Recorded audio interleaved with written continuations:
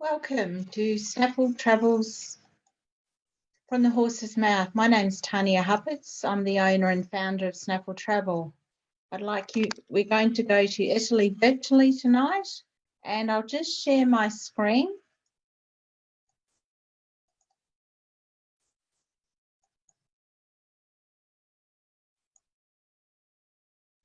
So Italy, it's a wonderful destination. I've been very fortunate. I've been there many times. I was actually an au pair when I was quite young, in my 20s.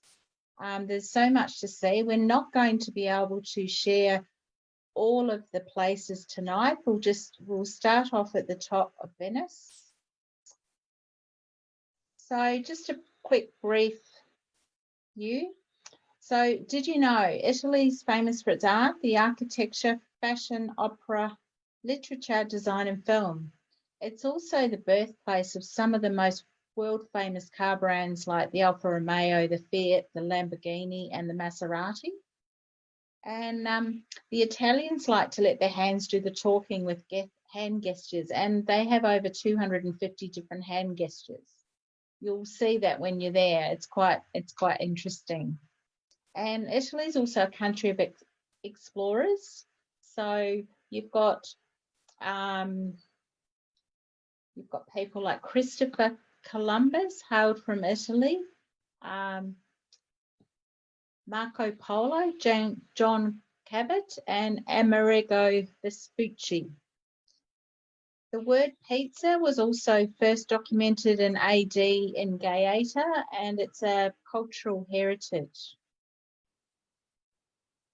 So we'll just start in Venice. Now and we'll get to the horse-related and the equestrian-related things near the end. So we'll just show you a few things, great places to visit while you're here.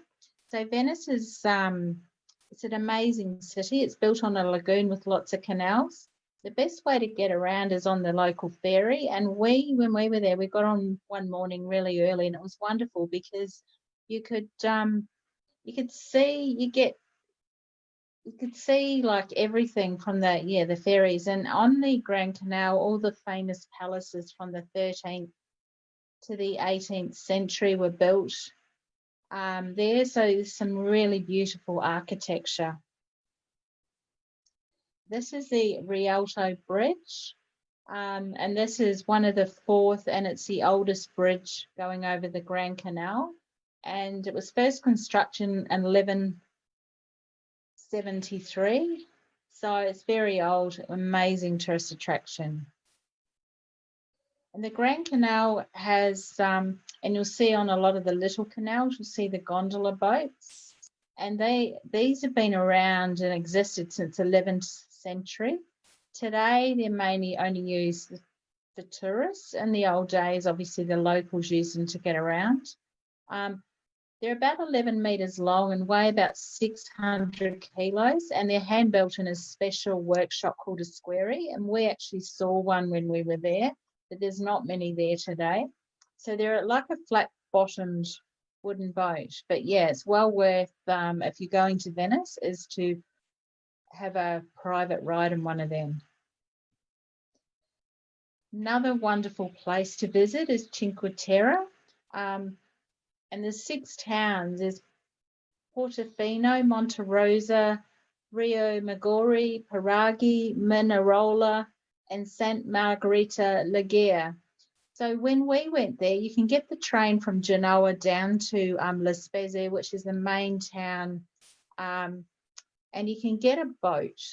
And the best way to take the photos and see the front of the towns, you can there's like a boat, and you go to the towns and you can catch the train back. What we did, we got the boat there and back, and we stopped off at each town, then the boat would pick us up and take us to the next town.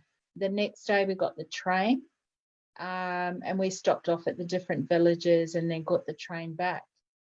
You can also hike between the towns, but it gets very busy in the summer. So yeah, we stayed in La Spezia because we stayed near the train station. It was just easier to get to and from the towns and the train station. This is Monte Rosa Beach in the Cinque Terre. It's a beautiful beach. Probably one of the best ones there. Now, when you're coming down from Cinque Terre, you're coming down to the town of Pisa. The Leaning Tower of Pisa was started being built in the 12th century, and because of the soft ground, by the time the 14th century when it was finished, it had a bit of a lean on it, and by 1990 the tilt has reached about 5.5 degrees. Now you can actually climb up to the top of the tower. I think it's about €17. You really need to pre-book, but it's very interesting, and there's a certain place you can stand, and it looks like you put your hand up and it looks like you're pushing it back up. It's quite, you'll see that if you ever visit. Now Florence, that's another wonderful city. It's in the Tuscany region, full of lots of museums and art and lots of great history. And you can see in the background the Duomo, the Florence Cathedral. So the Florence Cathedral, it was built in 1296 in the Gothic style. That's on the right. And on the left is a Ponte Vecchio. It's a medieval stone bridge over the Arno River. And when you're in Italy, everywhere you go, you're going to have wonderful pasta, pizza, beautiful food. Lots of vineyards in Tuscany. I recommend if you're going to Italy is to get out into the countryside. It's very, very pretty and lovely. And there's lots of ruins in that as well, in the countryside. So when I went to Italy, we stayed at Il Parateo Equestrian Centre. This is in Tuscany. It's about a half an hour to 40 minutes from Florence and San Magnano, and about 40 minutes to Siena. It's a beautiful, picturesque property overlooking vineyards. So you can have, it's usually you stay for a week and you go horse riding, either have a dressage lesson and a trail ride in the afternoon. A lot of the trails go through forests, local farms, and beautiful vineyards. It's very, very picturesque. The lessons are usually in the morning, 8 o'clock, 7:30, 8 o'clock, before it gets too warm, and then they start again about 5 o'clock. So dinner's not normally till 8. So during the day, it's a great, if you've got a car, I recommend going sightseeing. There's lots of beautiful little hill towns and nearby, and obviously Florence and Siena, really pretty. And one of my favourite things here is they have at dinner time and even at breakfast, they have this big long table. All the riders all sit down, all different nationalities from all over the world. We were there was English, Americans, Canadians, there was all sorts of people. It was wonderful. And we all sat down and we discussed how our day was, and we got to meet people from all over the world, and it was fabulous. But if you want any more information, just send me an email. I'll let you know my email at the end. Another wonderful property is the Castle Santa Cristina. It's beautiful. It's been in the Caterini family for many, many centuries. So the stables and the servant quarters have been converted into accommodation. There's apartments as well as rooms. And you can organise a riding holiday here. It's mainly just trails, but they do cater for all beginner right through to advanced. There is an arena if you're a real beginner, but the trails go out in the countryside through forests, local farmlands, and you might see lots of ruins. Some of the rides you might go out for a picnic, 5-hour day, and go to Lake Bolsena or one of the other lakes in the area. And there's tennis courts, beautiful pool, you can go for a walk. There's even bikes to rent. But there's lots of sightseeing in the area as well. It's very, very pretty. It's probably about 2 hours north of Rome. It's a really lovely property. And when we were there, we visited the don't actually stay in the castle, but you can visit. They'll give you a tour of the castle, and it held the Vatican treasures in one of the wars. So there's a lot of history there. So nearby Santa Cristina is Fieracavalli. It's a gorgeous hillside town, and it was settled. There was a Jew settlement in the 14th century, so there's a synagogue there. Lots of lovely cobbled streets. There'd be restaurants, a nice place to go for lunch or just a wander. Civita Bagriego is another wonderful place to visit. It's a dying town. There's only about 6 residents there, and it's a great place to visit because all the big tourist buses can't go there because there's nowhere for them to park and the streets are really narrow. So it mainly only gets, local tourists and people with cars. And the only way to get across is a bridge. And because of the erosion, that's why no one lives there anymore, because it's the hillside starting to cave in. Eventually it'll, will disintegrate. But for now, it's a wonderful place to just explore. Another great town nearby is Orvieto. Great place to pop for lunch. There's lots of touristy shops, really nice restaurants, and the Orvieto Cathedral. The cathedral is a 14th century Roman Catholic church, and there's also a rock-carved subterranean city underground, which might be worth a visit. But it's a really pretty town as well. And if you're flying into Rome, you'd catch the train to Orvieto, and then Santa Cristina Castle would pick you up from Orvieto and take you back. So now we're in Rome. So the Colosseum is a massive stone amphitheatre. It used to host the gladiator events from 50 to 80,000 people. And it's definitely worth a visit when you're in Rome. And the Vatican, Catholic Church. If you're going here, you need to pre-book and get a front of the line seat or tour. It gets very busy. If you just turned up and bought a ticket, you might have to wait 2 or 3 hours. It might be different after coronavirus to start with, when we first start traveling again. But once tourism starts back up again, it's definitely one of the most popular attractions. It's just spectacular. The buildings, it's just beautiful. Now, the Trevi Fountain in Rome, it's one of the largest Baroque fountains in the city and one of the most world famous, and it was built in 1732. Really worth a visit. It was near where we were staying in Rome, and we'd go there at 8 in the morning or 8 at night. It was just loads and loads of tourists there taking photos. Really beautiful. And the Pantheon, it's now a Roman Catholic church. It was a former Roman temple, and it was built in 125 CE in the reign of Hadrian. So a lot of history. Rome's just amazing. Everywhere you walk, you just walk around, turn a corner, there's a church, there's some sort of ruin, there's some sort of sightseeing. It's just wonderful. And it's lovely to find a nice restaurant and just sit out there and just people watch as well. Really, really amazing city. The Tivoli Villa Este, that is a 16th century villa in Tivoli, not too far from Rome. And it's famous for its terraced hillside Italian gardens and the fountains.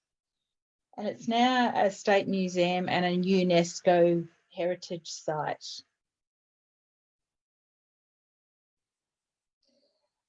And if you're in Rome, it's worth taking a day trip down to Pompeii, and you can combine that with the Amalfi Coast, Sorrento or Positano. So this is a wonderful ruined city, archaeological site in southern Italy, not too far from Naples. And the eruption of Mount Vesuvius in 79 AD, covered the city, and all the excavation has been done, over the years, and tourists can freely roam the streets. It's quite an amazing example of archaeological. It's just really, really amazing. So in Italy, the Palio di Siena horse race, it's held annually on the 2nd of July and the 16th of July. So they put sand down, and it's a 90-second race. And it's a tradition that's been going back centuries. So the riders go bareback and they race around the Piazza del Campo on, there's the sand and that.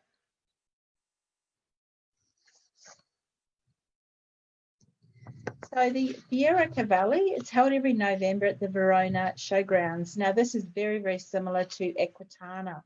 So the Longines show jumping competition, which is the CSIO 5-star show jumping competitions held here. There's dressage competitions, there's lots of different horse exhibitions, there's carriage driving, there's amazing big trade stand.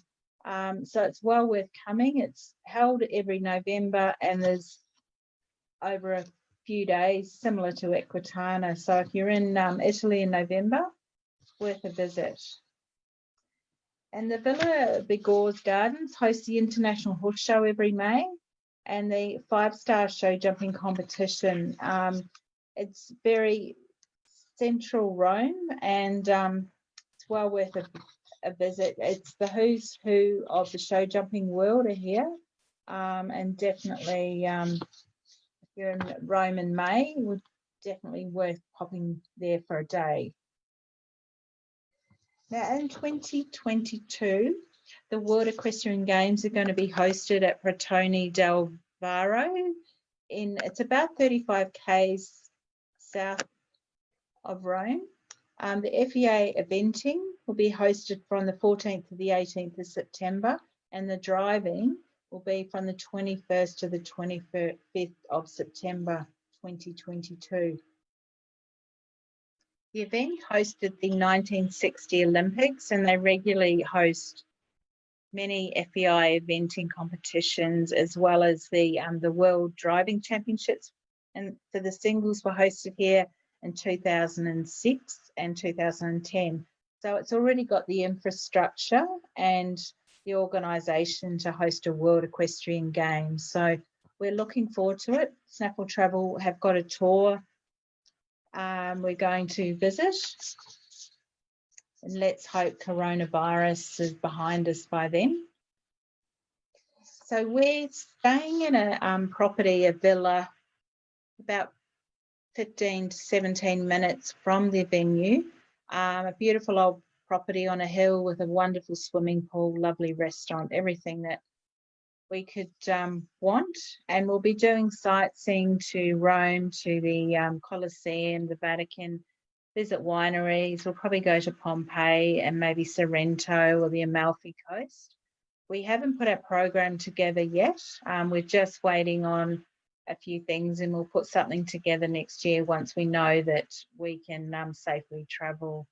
But if anyone's interested and they want to put their name down, and so I can send them out a program, I'll be sending out programs probably mid-2021, provided everything, the travel looks like it's going to go ahead in 22. My email is info@snaffletravel.com.au. Okay, thank you for watching. I hope you enjoyed our brief virtual tour of Italy tonight. We've only touched a few places. It's a wonderful destination. So if you want any information when we can travel again, please feel free to get in touch. My email and my website are on the email there. So next Wednesday at 7:30, I'm going to be talking about Jerez Horse Fair in Spain. So see you next week. Thank you.